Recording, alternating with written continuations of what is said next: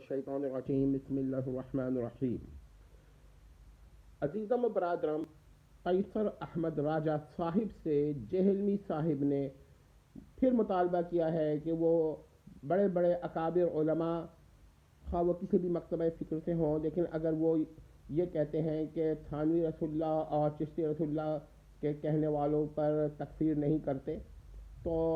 ان کو کافر کہیں. تو میں ایک بات کہتا ہوں کہ دیکھیے، کسی بھی اہل سنہ کے مکتبہ فکر نے، کسی بھی اثنا شیعہ کے مکتبہ فکر نے نہ تو چشتی رسول اللہ کہا ہے اور نہ تھانوی رسول اللہ کہا ہے. یہ کسی کا عقیدہ نہیں ہے. ہاں یہ ضرور ہے کہ ایک واقعہ یا دو واقعات ایسے ہیں جن کا اوپر بحث چلی ہے کہ یہ خواب کے واقعات ہیں یا ذہنی دورے کے واقعات ہیں جس کی وجہ سے تکفیر نہیں کی گئی بعض لوگوں کی، یا اس کی کوئی تعویل کی ہے. سمجھ لیجئے بات کیوں تعویل کی ہے، کیونکہ اس وقت وہ لوگ ہوش و حواس میں نہیں تھے،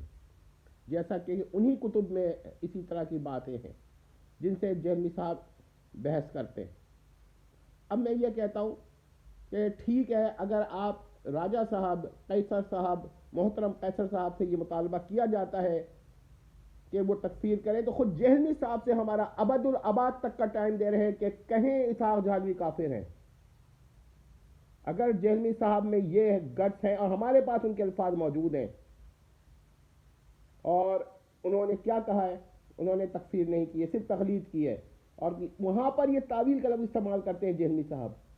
اور یہاں پر یہ مطالبہ کر رہے ہیں کہ چشتی رسول اللہ کا دفاع کر رہے ہیں یہ علماء. سوال یہ ہے کہ جہلمی صاحب کس قسم کے انسان ہیں؟ کیا ان کے ماننے والوں میں